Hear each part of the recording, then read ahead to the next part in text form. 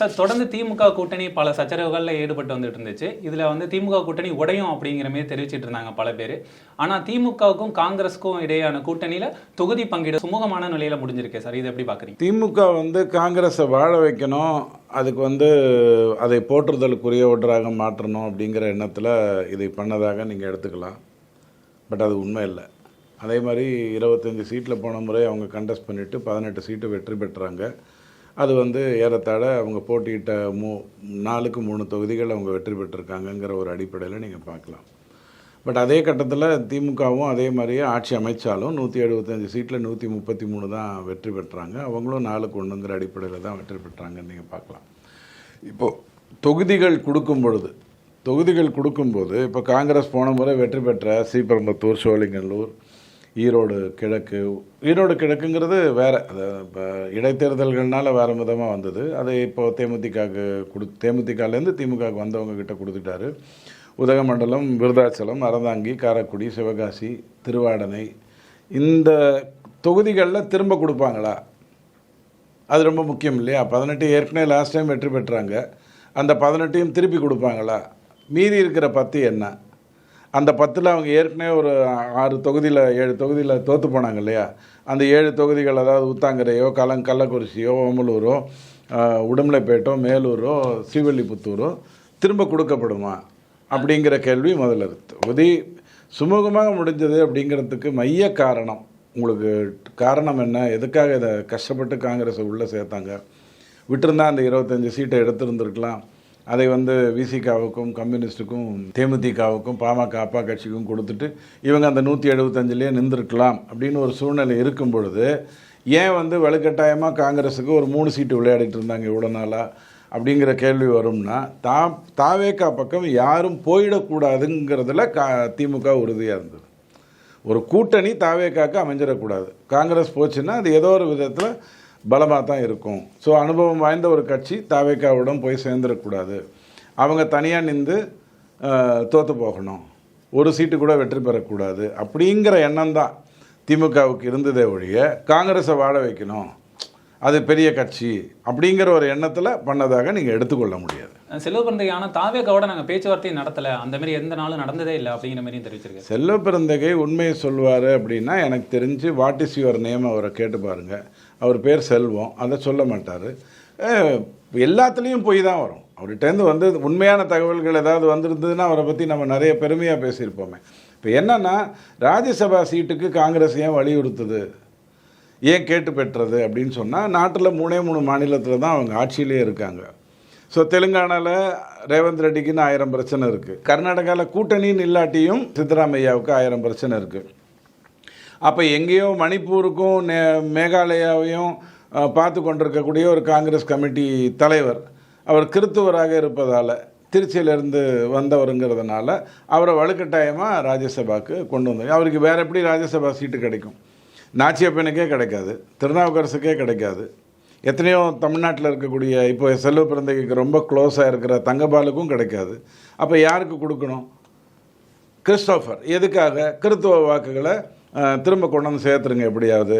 ஏன்னா தாவேக்கா ஒரு கிறித்துவ பலத்தோடு நிற்குது, நாத்தாக்காவும் ஏற்கனவே அந்த வேலையை செஞ்சிட்ருக்கு அப்படிங்கிற அடிப்படையில் அதை கொண்டு வந்திருக்காங்க. ஸோ தாவேக்கா பக்கம் யாரும் போயிடக்கூடாதுங்கிறது தான் இதனுடைய நோக்கமாக இருக்க ஒழிய காங்கிரஸ் நல்லா இருக்கணுங்கிற எண்ணத்தில் பண்ணதாக எனக்கு தெரியல. திமுகவுக்கும் காங்கிரஸுக்கு இடையான கூட்டணி 4 தேர்தலை கடந்து வந்திருக்கு அப்படின்னு சொல்கிறாங்க சார். தமிழக வரலாற்றில் இதான் முதல் முறை அப்படிங்கிற மாதிரியும் தெரிவிச்சிருக்காங்க. 2004, 6, 9 என்னாச்சு? என்ன கூட்டணி இருந்தது? ஜெயலலிதா அம்மா தூக்கி போட்டாங்க. காங்கிரஸ் இஸ் வேஸ்ட், பிரயோஜனம் இல்லை, உனக்கு எவ்வளோ சீட்டோ அவ்வளோக்கு தான் நான் பேச முடியும், அதுக்கு மேலே உங்கள்கிட்ட தகுதி இல்லை, ரொம்ப டான்ஸ் ஆடாத அப்படின்னு சொன்னாங்க. அதுக்கப்புறத்துலேருந்து திமுகவோட தானே இருக்குது. நடுவில் கூடா நட்பு இருந்தபோது கூட, கூடா நட்புன்னு சண்டை போட்டுட்டு இருந்தபோது கூட கனிமொழிக்கு ராஜ்யசபா சீட்டு கொடுத்தது காங்கிரஸால் தானே. அப்புறம் என்ன நீங்கள் தெளிவாக பிரிஞ்சுட்டீங்க, இன்றைக்கி சேர்ந்துட்டீங்கன்னு சொல்ல முடியும்? அந்த கூட்டம் தான் அப்படியே தான் இருக்கே. பல்லக்கு தூக்கிகள் நேர்மையாக இருக்காங்க. காங்கிரஸ் பெரிய பல்லக்கு தூக்கி அதனால் முன்னாடி தூக்குது, விசிகா கம்யூனிஸ்ட் எல்லாம் பின்னாடி தூக்குது. இதானே பண்ணுறீங்க, வேற என்ன பண்ணுறீங்க? இந்த திமுக கூட்டணி 21 கட்சிகளோட கூட்டணி வச்சிருக்காங்க. 22 சேதம் கூட்டுருங்க. ஏன்னா லூஸ் மோகனுடைய ரசிகர் மன்றம் கூட ஒன்று சேர்ந்துருக்குது. Okay sir. 22 கட்சிகளோட கூட்டணி வச்சிருக்காங்க. இது வந்து எப்படி அதிமுக கூட்டணி எப்படி பாதிக்கும் அப்படின்னு நினைக்கிறீங்க? அதிமுக தேசிய ஜனநாயக கூட்டணிங்கிறது 20+18 கடைசி தேர்தலில் வாக்கு வாங்கியிருந்தது. 2019, 21, 24 3 தேர்தலையும் திமுக வாக்குகள் சரிந்து கொண்டே வந்தது.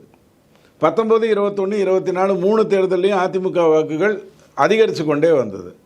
இப்படித்தான் நான் பார்க்குறேன்.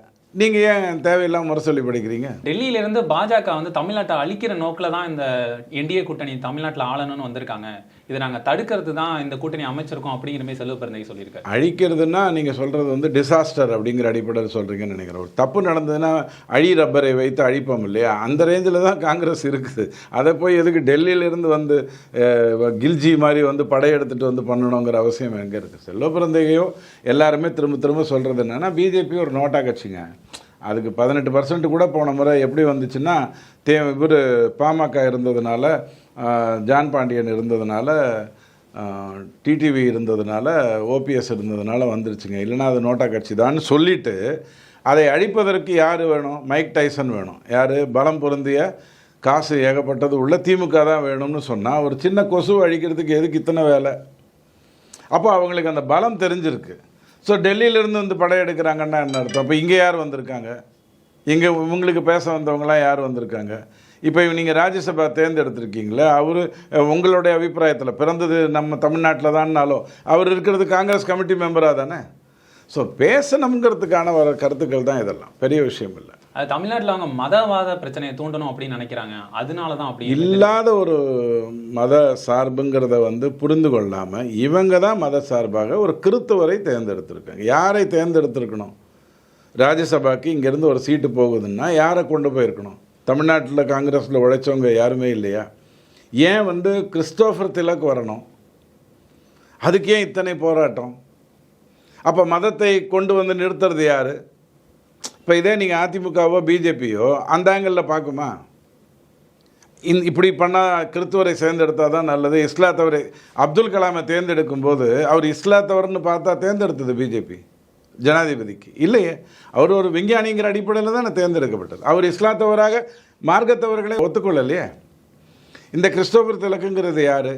மணிப்பூர் அந்த ஏரியாவில் இருக்கிறவர். மணிப்பூரில் என்ன நடந்துக்கிட்டு இருக்கு?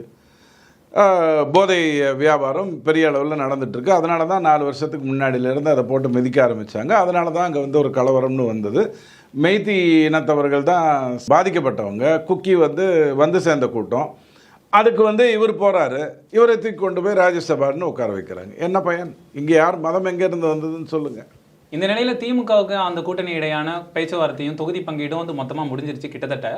இதுக்கப்புறம் அதிமுக இப்போதான் வந்து பேச்சுவார்த்தையில் ஈடுபட்டிருக்காங்க. இது எப்படி சாத்தியமாகும்? என்ன பேச்சுவார்த்தை? அதாவதுங்க, மார்ச் 8ஆம் தேதி மாநாடு நடத்த வேண்டிய அவசியம் திமுகவுக்கு இருக்குது.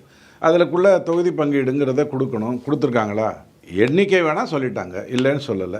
எண்ணிக்கை தெரியாமையே அன்புமணி 2 மாதம் முன்னாடி எடப்பாடி கிட்ட வந்து பேசினார். சார் நான் கூட்டணி வச்சுக்கிறேன், நீங்களா பார்த்து எதாவது போட்டு கொடுங்க அப்படின்னு சொல்லியிருப்பாரா? இத்தனை தொகுதிகள்னு கேட்டு தானே வாங்கியிருப்பார்.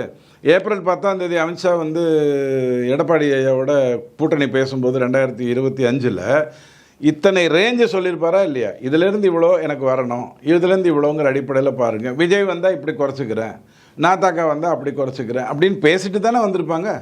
ஸோ இங்கே ரொம்ப சண்டை போட்டிங்க, இழுப்பறிவாச்சு, குடும்பம் இப்படி பிடிச்சிக்கிட்டீங்க. பல்லக்கு தூக்கியில் ஒன்று ரொம்ப கத்திச்சு, மீதி இருக்கிற 3 பல்லக்கு தூக்கி இன்னும் கத்தலை. இப்போ இவருக்கு 3 சீட் அதிகம் கொடுத்துக்கிட்டீங்க. இப்போ கம்யூனிஸ்ட்டுக்கும் 2 சீட் அதிகம் கொடுக்கணும், விசிகாவுக்கும் 2 சீட் அதிகம் கொடுக்கணும், மதிமுக சீட் அதிகம் கொடுக்கணும். அதெல்லாம் இன்னும் முடியலல்ல. இன்னும் விசிகா என்ன பண்ண போகிறாருங்கிறது தெரியல. அவர் பாவம் கரெக்டாக ஸ்டாலின் ஐயாவுக்கு ஒத்து ஊதிட்டு இருக்கிறாருன்னு சொன்னாலும் பட் அது நீங்கள் ஊர்ஜிதமாக எடுத்துக்க முடியாதுல்ல. ஸோ 8ஆம் தேதி தான் தெரியும் யாரெல்லாம் பக்கத்தில் இருக்காங்க அப்படிங்கிறது. இருப்பாங்க. பட் திமுகவுடைய நோக்கம் காங்கிரஸ் தொண்டர்கள் உழைக்கிறாங்க, காங்கிரஸ் இந்த நாட்டில் இருக்கணும் அப்படிங்கிற எண்ணத்தில் இல்லை. பணத்தை கொடுத்தா போகிறோம் அப்படிங்கிற எண்ணத்தில் தான் வச்சுட்டு இருந்து தாவேக்கா பக்கம் போயிடக்கூடாதுங்கிறதுக்காக இந்த வேலையை செஞ்சுருக்காங்க. அப்படி தான் நான் திரும்பவும் சொல்கிறேன். இந்த நிலையில் என்டிஏ கூட்டணி எதிர்கட்சியாக கூட வராது அப்படிங்கிற மாதிரி செல்வ பிறந்தகை அவர்கள் தெரிவிச்சிருக்காங்க. அதெல்லாம் ஏங்க, அவருக்கு 234 தொகுதி பேரை சொல்ல சொன்னீங்கன்னா 30க்கு மேலே கஷ்டப்படுவார். ஏன்னா அவருக்கு வந்து இந்த எங்கெங்கெல்லாம் போய் கத்தி வீசினாரோ இந்த ஏரியா தான் தமிழ்நாட்டில் தெரியும். அவருக்கு என்ன தமிழ்நாட்டை பற்றி பெருசாக தெரிஞ்ச எதிர்கட்சியாக கூட வரமா திமுக வேணால் எதிர்கட்சியாக வராமல் ஒரு 2011 போய் உட்கார்ந்தது. 91 எதிர்கட்சிக்கான எண்ணிக்கையே இல்லாமல் டபுள் டிஜிட்டுக்கு இல்லாமல் போய் உட்கார்ந்தது. பட் அதிமுக அப்படி உட்கார்ந்ததே இல்லையே, எதிர்கட்சியாக தானே இருந்திருக்கு. 89 இரட்டையிலே பறித்த நிலையில் கூட 27 சீட்டோட அதிமுக வந்து அழகாக தானே வந்து உட்கார்ந்தது. அந்த மாதிரி திமுக தோக்கும்போது 27 சீட்டு வந்ததே இல்லையா, 2 சீட்டு கூட வந்திருக்கு, 6 சீட்டு கூட வந்திருக்கு. பேசுறதுக்கு தமிழ்நாட்டை பற்றின வரலாறு தெரியும், அவருக்கு என்ன தெரியும் பாவம். இதை தொடர்ந்து விஜய் அவர்கள் வந்து எதிர்க்கட்சி தலைவராக வருவாருங்கிறத இவர் தெரிவிச்சிருக்காரா சார்? செல்ல பிறந்தக்கு எதுக்கு விஜய் எதிர்கட்சியாக வருவார்னு சொல்ல போகிறார்? சொல்லிட்டு அவருக்கு வேலை போயிடும். அவர் பாவம் ஏதோ கமிஷன்லாம் ஒழுங்காக அடிச்சுக்கிட்டு இருக்காரு. அண்ணாமலை ஐயா எடுத்து காட்டினார் இல்லையா, செல்வ பிறந்தகை என்னென்ன மாதிரியான ஊழலில் மாட்டியிருக்காருங்கிறது அந்த பழப்பும் சேர்ந்து கட்டு போயிடும். விஜய்க்கு ஒரு சீட்டும் வராது. விஜய்க்கு இருப்பதெல்லாம் ரசிகர்கள் கூட்டம், அவர்கள் விசில் அடிப்பார்கள், ஓட்டு போட மாட்டார்கள் அப்படின்னு பேசினா தான் அவர் காங்கிரஸ் தலைவராகவே இருக்க முடியும். இந்த நிலையில டிவிக்கு விஜய் அவர்கள் மாநாடு அமைச்சிருந்தாங்க செங்கிப்பட்டியில். இதில் வந்து அதிமுகவும் திமுகவும் தான் இவங்களை வந்து வளரவே விட மாட்டாங்க அப்படிங்கிற மாதிரிலாம் விஜய் அவர்கள் குற்றச்சாட்டு தெரிவிச்சிருக்காங்க. இது எப்படி சார் பார்க்குறீங்க? அதாவதுங்க, இது எப்படி இருக்குன்னா, சுனில் கவாஸ்கரும் கபில் தேவும் இருக்கிற வரைக்கும் தமிழ்நாட்டிலேருந்து யாரும் வரமாட்டாங்கன்னு கிரிக்கெட்டில் வந்து ஒரு கருத்து சொல்லுவாங்க. அப்படி நீங்கள் கொஞ்சம் பின்னாடி போய் பார்த்தீங்கன்னா தமிழ்நாட்டிலேருந்து யாரையுமே வளர விடலைங்கிறது தான் உண்மையான ஒரு பொசிஷன் இருந்தது.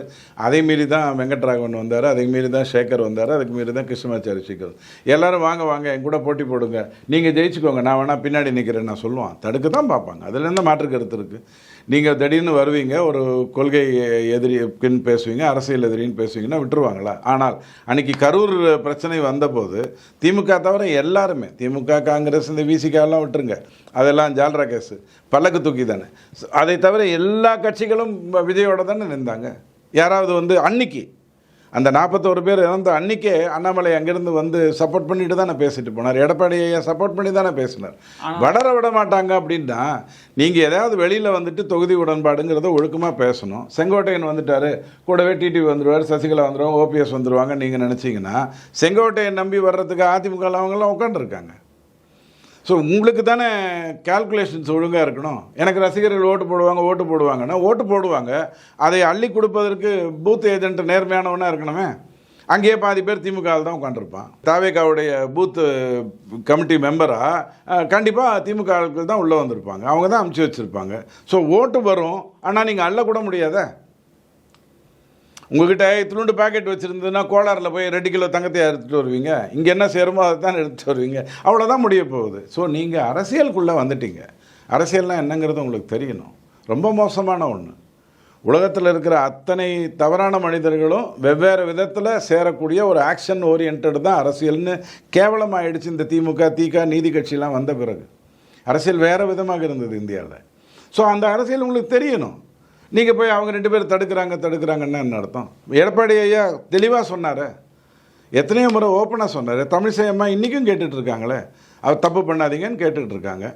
நாளைக்கு தாவேகா அதிமுக கூட்டணிக்கு உள்ளே வந்துடாதுன்னு உங்களால் ஊர்ஜிதமாக சொல்ல முடியுமா? இப்போ நேற்று காங்கிரஸ் உடன்பாடு நடந்த பிறகு தாவேகா இப்போ ஒரு முடிவு எடுக்கலாம்ல.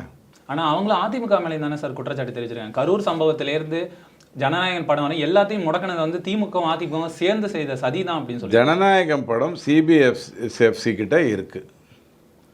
நீங்கள் வந்து அந்த படத்தில் ரிவ்யூவை ஒத்துக்கிட்டீங்கன்னா உடனே அந்த படம் ரிலீஸ் ஆகும். நீங்கள் தான் 7 படம் ஏற்கனவே ஊற்றிருச்சு, மாஸ்டரு, வாத்தியார், வாரிசு, லியோ எல்லாம் ஊற்றிக்கிச்சு, இதுவும் ஊற்றிக்கிச்சுன்னா ரொம்ப சிக்கலாகிடும்ன்ட்டு நீங்களாக ஒரு ஏற்பாடு தேவையில்லாமல் பண்ணிக்கிட்டீங்க. கோர்ட்டில் போய் தேவையில்லாமல் ரெவ்யூ மீட்டிங்க்கு எதிராக கோர்ட்டுக்கு போடுங்க, கோர்ட்டே திரும்ப கூட்டு போட்டுச்சு. அதுக்கப்புறமா அதை நீங்கள் ரெவ்யூக்கு உட்காந்துருக்கலாம், உட்காராமல் இருக்கீங்க. இதுக்கு அதிமுகவோ பிஜேபியோ வேறு ஏதோ அந்த ரெவ்யூ கேட்டவர் யாருன்னு நீங்கள் சொல்லணும்ல நாட்டுக்கு. அந்த ரெவ்யூ கேட்டவர் திமுகவுடைய பினாமியா பிஜேபியோடைய பினாமியான்னு சொல்லிட்டிங்கன்னா வேலை முடிஞ்சதில்ல. அந்த ரெவ்யூ கேட்டவரால் தானேங்க பிரச்சனை வந்தது. நீங்கள் சரியாக ஹேண்டில் பண்ணலை, அது வேறு விஷயம். ரெவ்யூ கேட்டவனால தானே பிரச்சனை வந்தது. அப்போது ஏன் வந்து உங்களால் அந்த படத்தை ரிலீஸ் பண்ண வைக்க முடியல? நீங்களே விரும்பலை, இது இருக்கட்டும் அப்புறம் பார்த்துக்கலாம் அப்படின்னு முடிவு பண்ணீங்க. எங்களோட இணைந்து பல்வேறு கருத்துக்களை பகிர்ந்ததற்கு நன்றி சார்.